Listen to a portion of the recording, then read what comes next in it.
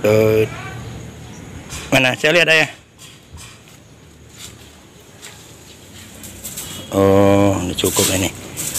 Dila potong apa itu ya, kita buat steak biar jadi kita nggak perlu nyemai lagi, kita buat steak cabai, kita steak ya.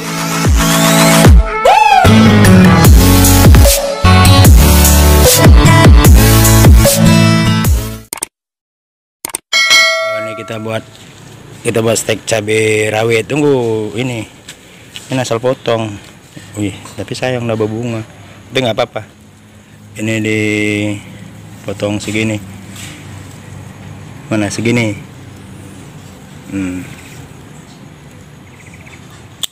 Jadi kita steak dari dahan atau batang yang sudah berbuah, teman-teman ya. Ambil beberapa biji cabai rawit. Sambil ini nih. Hati motongnya. Nah, ini. Jadi inilah teman-teman yang mau kita steak ya, untuk memperbanyak pohon, tapi dengan sifat yang sama dengan induk aslinya. Terus cabai merah kita steak juga. Yang mana ya? Yang ini dulu. Yang ini pun bisa. Ini. Ini besar nih, ha.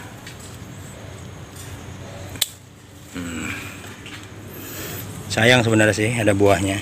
Cuman memang yang kita steak yang sudah menghasilkan buah. Dan ini cabainya diambil aja. Yuk kita ikuti teman-teman bagaimana cara steak cabai. Yang kita ambil tadi ya, yang ada buahnya. Tapi yang memang udah berbuah, dan itu pun dahan-dahan yang sudah tua, dan kita ambil pucuknya. Ini bahan-bahan gula, air, dan kopi. Kopi kita minum. Oke, kita teman-teman mulai kita lakukan pemotongan. Pemotongan pada daun-daunnya ya.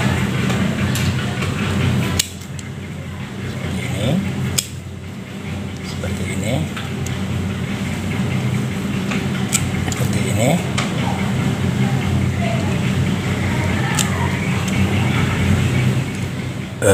Jadi ya, kalau untuk steak ya, untuk cabai atau tumbuhan lainnya, itu kita pilih cabang yang sudah tua dan kita pilih di pucuknya ya, di ujungnya. Karena di pucuknya itu cukup besar itu kandungan hormon sitokinin, auksin, dan giberlinnya ya, cukup tinggi, hingga untuk kemungkinan tumbuh akar juga akan lebih cepat ya, dan lebih cepat bertunas, tunas baru nantinya. Dan gunanya yang untuk yang telah pernah berbuah ya, supaya begini ya teman-teman ya, kalau dia sudah pernah berbuah, hormon sitokinin, auksin, dan giberelinnya itu sudah pernah bekerja untuk menghasilkan buah, dan tentunya akan lebih cepat berbuah dia dengan pucuk yang belum pernah menghasilkan buah. Itu jauh lebih cepat berbuah teman-teman. Dan gunanya kita runcingkan gini untuk menghindari atau menghilangkan luka bekas memar ya, yang bekas pemotongan tadi. Nah seperti ini teman-teman. Dan posisi miring gini agar lebih cepat sepertinya keluar akar ya, dan sudah pernah teruji sebelumnya ini. Jadi beginilah teman-teman ya, semuanya kita bersihkan seperti ini ya. Dan itu ya, dahan yang kecil-kecil seperti pun nanti bisa kita steak juga seperti ini. Jadi nggak mesti dahan utama saja teman-teman. Dan tentunya fungsi untuk pemotongan daun ini untuk mengurangi penguapan ya, sifat tumbuhan kan ya, fotosintesis melalui daun ya, pembakarannya. Dan tentu karena ini belum ada akarnya, tentunya akan sulit ini melakukan fotosintesis dan akan layu dan mati. Jadi daun harus kita hilangkan seperti gini teman-teman.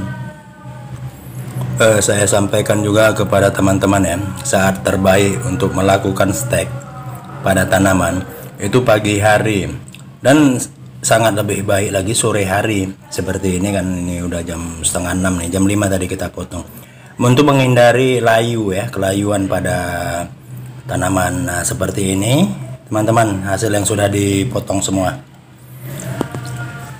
Oke teman-teman, setelah itu kita larutkan gula ya ke dalam air, tapi jangan diminum. Ini air mentah.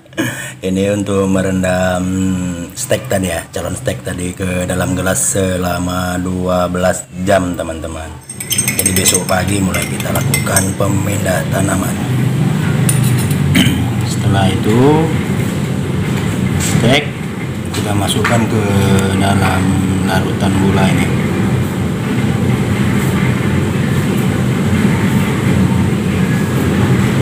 Ini kita lakukan perendaman selama 12 jam, minimal 6 jam. Setelah itu kita simpan ke tempat yang teduh ya, tidak terkena matahari.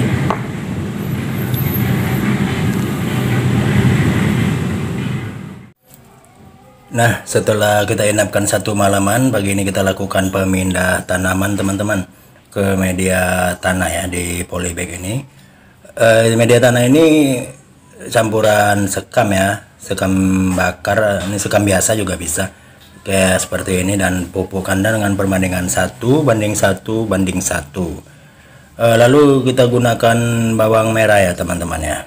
Untuk gimana dibilang, bawang merah itu mempunyai zat pengatur tumbuh alami ya, zat pengatur tumbuh alami yang mempunyai peranan mirip asam indol asetat ya teman-teman. Jadi tingkat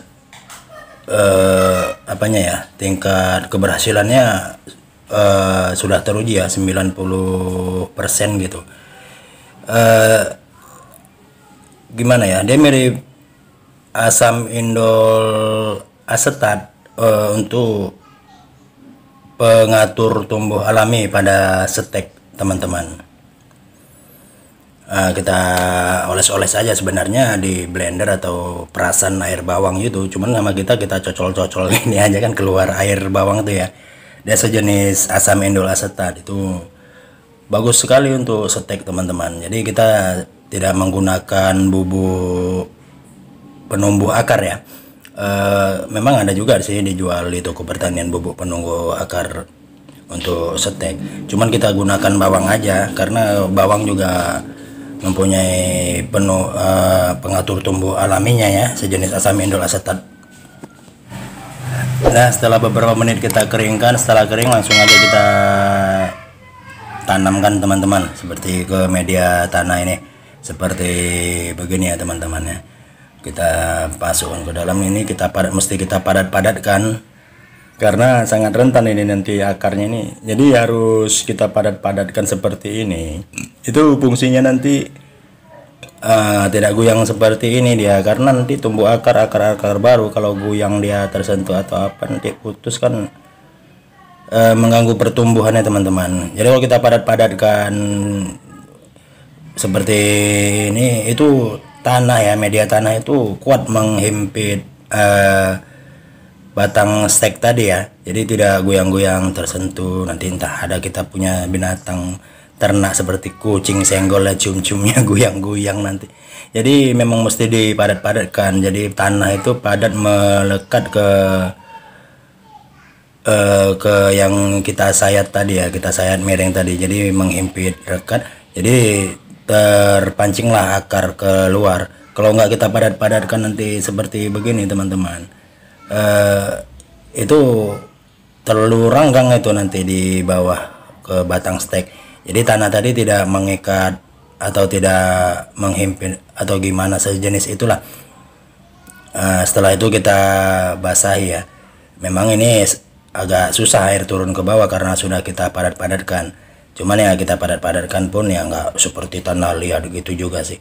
Yang penting udah kita padat-padatkan agar tidak goyang ya, batang yang kita setek tadi. Dan kita siram air untuk menjaga kelembabannya ya. Oke teman-teman ya. Setelah kita lakukan penyiraman tadi, lalu kita bungkus ya. Kita bungkus dengan plastik. Memangnya sebaiknya sih plastik putih ya, agar enak kita mengecek atau memantaunya.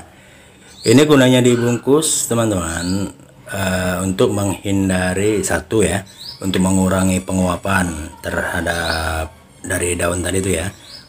Kedua, untuk menghindari penyakit, bakteri, virus atau apapun yang menyerang bakal stek ini, karena stek ini kan masih sangat rentan dia. Jamur apa itu kalau terkena nggak kita tutup begini, gampang kali dia rentan kena virus, jamur atau bakteri atau apapun. Jadi mesti kita tutup seperti ini satu persatu ya, dengan karet, hingga tumbuh akar nanti itu teman-teman. Kita lakukan seperti ini. Dan yang paling penting, tanah itu ya, media tanah tadi ya, media yang di polybag itu tidak gampang kering. Jadi kelembabannya tetap terjaga. Jadi nggak perlu kita bolak-balik siram air atau gimana, nanti guyang-guyang terakhir batal stek itu, nggak tumbuh akar dia, karena nggak bisa ada benturan atau apa, betul-betul kita jaga. Jadi kita kasih plastik gini kan kelembabannya tetap terjaga, itu nggak mau kering, itu airnya tetap lembab ya gitu. Jadi nggak bolak-balik kita mau melakukan penyiramannya teman-teman. Jadi beginilah teman-teman cara menyetek tanaman ya. Nah, dalam hal ini kita stek cabai rawit dan cabai merah. Jadi gunanya kita melakukan penyetekan ini ya, untuk memperbanyak tanaman. Jadi kita nggak perlu menanam baru, menyemai baru dari bibit lagi tanaman yang sudah ada. Jadi kalau kita melakukan penyetekan, tentunya kita pilih tanaman yang bagus ya, yang hasilnya bagus, karena dia tidak jauh beda, dia akan punya sifat yang sama seperti induk aslinya ya. Jadi kalau induknya itu berbuah lebat, ini itu sama nanti buahnya. Misalnya kalau mangga buahnya manis, kalau apa kan, kalau kita lakukan penyetekan itu tidak akan asam, dia tetap sama persis seperti induknya ya teman-teman. Kalau kita tanam dari bibit lagi, kembali dari bibit, dari biji atau dari apa, itu mungkin induknya manis, ada bidang kita tanam bibit tadi jadi asam. Demikianlah teman-teman. Oke teman-teman, sampai di sini dulu. Akhir kata saya ucapkan assalamualaikum warahmatullahi wabarakatuh.